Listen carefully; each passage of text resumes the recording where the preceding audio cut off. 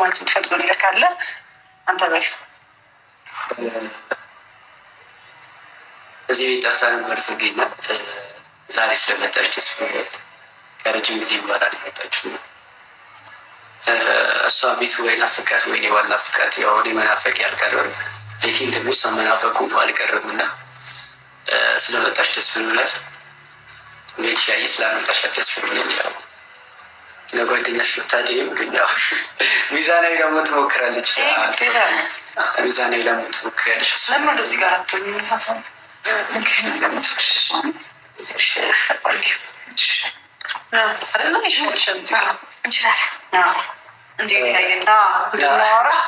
ነገር ላይ ሊገባል ይባላል እና ሚዛናዊ ለመሆን የምታደርጊያቸው ነገሮች ጥሩዎች ናቸው እና ጀስት እኔ ደግሞ ምንድነው ባለፈው ልል የነበረው የተለያየ ነገር ላይ ብንሆን አሁን በተፈጠሩት ነገሮች ላይ እኔ ጥፋተኛ ሆኜ የተገኘሁት እና ጥፋተኛ ቢሆንም ባልሆንም ጽጌ ወደ ሌላ ቦታ እንድትሄድ አልፈልግም። እኔ ራሴ ሌላ ቦታ መሄድ ካለብኝ አካባቢ መውጣት ካለብኝ ራሴ ሆነ መሆን ያለብኝ። ማንም ሳያስቡት ያልገባኝ ነገር እኮ እናንተ እኔና እሱን አንድ ላይ ለማድረግ እየሞከራችሁ አይደለም። ተነጋገሩን ያላችሁን እሱን በመነጋገሩን እኔም አምንበታለሁ፣ ችግር የለውም። ግን ልጁ ባለትዳር ነው። እኔም ባይዘው ይደግፋለሁ ለአሁኑ። ምክንያቱም የኤክሱንን ነገር በኋላ መፍትሄ እናበጅለታል የሚበጅለት ከሆነ ነገር ግን አሁን የመጣ ነው ለሁለታችሁ ጉዳይ እስከሆነ ድረስ የማይመለከት ምንም የማይገናኝ ነገር ነው። ቤት ለዚህ ከሆነ የመጣው ጉዳይ ሲባልፎ አብራችሁ ለመቀጠል አሁን ነገሮችን ሰላም ለማድረግ ነው እኮ እኔ የምላችሁ እኮ እሱን ነው። ሰላም ለማድረግ ከሆነ በእኔና በሱ መሀል ምንም አይነት ነገር አልተፈጠረም። ይቅርታ መጠየቅ ፈልጎ ከሆነ ሳይል ይቅርታ ልንገርሽ፣ ይሄ አሁን እኔ አንደርስታንድ ለማድረግ እየሞከርኩ ነው። ሁለታችሁ ፍቅር ውስጥ ያላችሁ ሰዎች ናችሁ ምናምን ገብቶሻል አይደለ? ይሄ ስሜት ከምን እንደሚመጣ ግልጽ ነው። ነገር ግን በውጨኛ ሰው በእኛ ሆነ ስትመለከችው ከደህና ከመሆን ጀምሮ ደህና አይደለሽም፣ ደህና አይደለም። ገባሽ? ሰላም አትሻል፣ ሰላም አትሁ ገብሻል? ኤክስ ጽጌ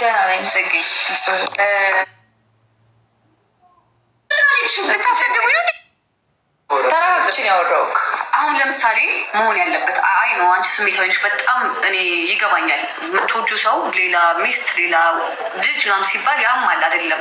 ገብቶሻል? ውስጡ ሆነሽ እንዴት ለማሰብ ራሱ ይከብዳል። ስለዚህ እሱ አይነቱ ነገር አለ። ገባሽ? ምንም አልፈልግም ያለበት ነገር ያለው ልጁ እንወቅ ቢያንስ ነው።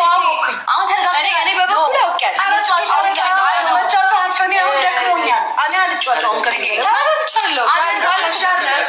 እሱ ታምንበታል አይደለ? ባለትዳር ነው ልጁ። እስካሁን ምንም አይነት ነገር ከእሱ ጋር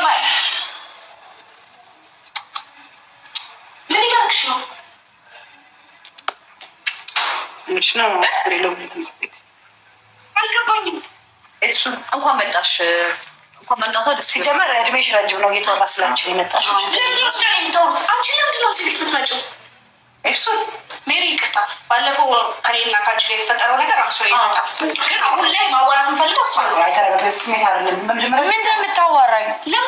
ምን ልታረጊ ነው የምትመጪው? ለምንድነው ባልሽ ነው የማሰበስብልኝ? እዚህ ድረስ መጥተሽ አሁንም ስለ ዳኒ ነው የምታወሪው? አንዴ መረጋጋት እኔ ድረስ የመጣው እኮ እሱ አንዴ መረጋጋት አልገባልም።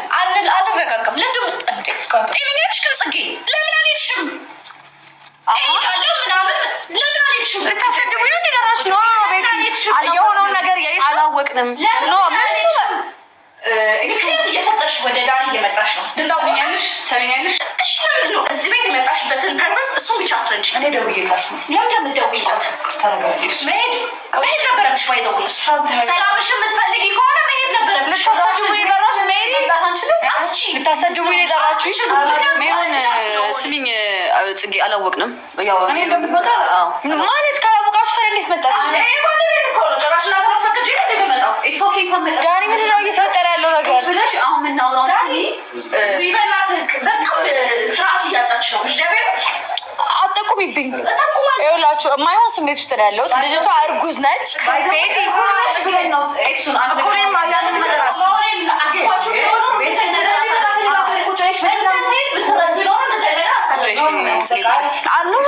ብዬ ነው የምቀመጠው? አትረጋጋ ነገር ትላለች። ነገሮች ሁሉ ዳኒ ላይ ያደረግሽ ነው። ገብቶሻል? ኧረ በመሀል ተጨነቀ። በእግዚአብሔር ማለት ልክ ናት ኖ ቤቲ አሁን እሺ ምን ልበል እኔ ኖ ርዛዞ በልኝ አንተ እንዳነካኝ ምንም ነገር አታስረዳኝ እኮ አታስረዳኝ። አንዴ ሁላችንም መኖር ያለብን ሰዎች አለን። እሺ ቀምጠን መነጋገር እንችላለን። ምንድን ነው የምታበቅ? ምን ስሚ መጀመሪያ የምናወራው እኮ ስሚ አዳምጪ። እኔ ልሰማ ብፈልግማ መጀመሪያ ትጠሩኝ ነበረ ስትመጪ። ይሄ እኮ የአንቺ ጉዳይ አይደለም። ቤቲ ቆይ አንዴ በቃ ነው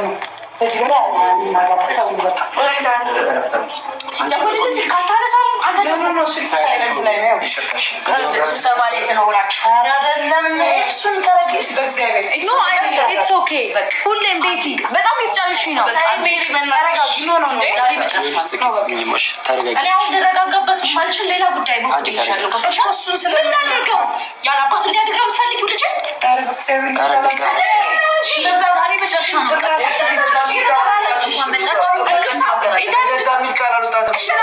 መምጣት ምናስፈለግ ጽጌ እኮ ይሄን ቤት የምታውቀው ዛሬ አይደለም።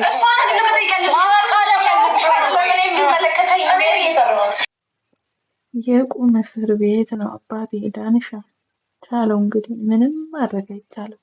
ምክንያቱም በጽጌ የለመደ እንትን እንደዛ ስታረጋት ስታንጓጥጣት፣ የምሬን ነው የምላችሁ ጽጌ በጣም የዋህ ልጅ ናት። በጣም እንዲናተች ጥይት መጣች እኮ። በስመ አብ ወወልድ ወመንፈስ ቅዱስ። ምን ልትሰሪ መጣሽ አንቺ? ምን ልትሰሪ መጣሽ? እኔማ ቤቲ ነው ሚስት እኮ ነኝ። በሆዴ እኮ ያለው ልጅ ነው። በነገራችን ላይ አንድ ነገር ሳልነግራችሁ ማላልፈው ውዶቼ ማለት ነው፣ አንድን ሰው ብትወዱት በልጅ ይይዛለሁ ማለት እሱ ሳይፈልግ ማርገዝ ዋጋ ያስከፍላቸዋል። አንደኛ የልጃችሁ ህይወት፣ ሁለተኛ የራሳችሁ ህይወት ማለት ነው። በምክክር ሲሆን አሁን እቺ ልጅ ስለምትወደው እዚህ ጋር በልጅቷን በእርግጥ አልፈርድም። ዳኒ ቀለበት አሰረላት ጽጌን እጎዳለሁ ብሎ፣ ከዛ ቀለበት ከታሰረ በኋላ ወደ አልጋ ቤት ተሄደ። ድንግል ነኝ ያለችው ኦሮጦ አልጋ ላይ ወጣ፣ ዋጋውን ሰጠችው ማለት ነው። ሰው እንድውነት ይቅርበልኝና ፈጣሪ ማለት ነው። እንዲህ አትንካ ለምን ልብስ ነካችህ? ኧረ በስመ አብ። በቁም እስር ቤት ነው የገባው አሁን ገና ዳኒ። የምሬን ነው የምልህ፣ የቁም እስር ቤት አሁን ነው ትክክለኛ እስር ቤት ያለው ማለት ነው። አስባችሁታል? እንዴት እንዲህ በአንድ እግር ነው ያቆመችው ቤቱን ማለት ነው። ገብቷችኋል? አሁን እቺ ልጅ ዳኒ ያለ ፍላጎት ነው የሚያገባት ማለት ነው። አንደኛ ልጅ ስላረገዘች፣ ሁለተኛ ቤተሰቦቿ አስገድደውት ነው፣ ዘመዶቿ ማለት ነው። የባለስልጣን ዘር ስለሆነ የባለስልጣን ዘር መሆን ያስከብራል እንዴ? አበስ ገበርኩ ጌቴ። በነገራችን ላይ በግድ የተጋቡት መጨረሻ ላይ በጣም አስገድዳ ነው የያዘችው እና ይሄ ትዳር አይደለም። ሳይዋደዱ ሲያፋቀሩ፣ ኧረ በስመ አብ ወመንፈስ ቅዱስ። አንድ ቀንም እንዲያድር አልፈልግም። ልጅም ባረግዝ አንድ ቀን እስሬ እንዲያድር አልፈልግም። የእውነቴን ነው የምላችሁ። አንድ ሰው ወዶና ፈቅዶ ሲሆን ነው እና ልጁ ተገዶ ነው እንጂ እንትና ነው ውዶት አይደለም። ፍቅር ያለው ጽጌ ጋ ነው ደግሞ ይሆናል። ምክንያቱም አብሮ አደግ ናቸው ከልጅነት እስከ እውቀት። ሶሻል ሚዲያ ላይ ብትሉ ምን ብትሉ አብረው ያደጉ ናቸው። እቺ ደግሞ ስለምትወደው ድንገት ስታገኘው ልሞትልህ ብላ ያው ሰጣት ዋጋዋን። እንግዲህ በልቻለው ዳኒ የቻለው ጽጌ የቻለው እንግዲህ ጎበዝ። ግን ጠንካራ ሆናለች ጽጌ። የምሬን ነው የምላቸው፣ በጣም ጎበዝ ሆናለች አሁን ላይ። ያው እንግዲህ በምጮህ ሰዓት ጽጌን ያባብል፣ ነፍሰ ጥሩዋን ፍቅረኛውን ያባብል እና ተነቀለ ማለት ነው ዳኒ። በነገራችን ላይ እግዚአብሔር ይማርህ ነው የምለው በመጀመሪያ ደረጃ። የሆነ ያሟል መሰል የሆነ እንትን አለበት መሰል እና እንደዛ ወርቆ ራሱ አትንኪው።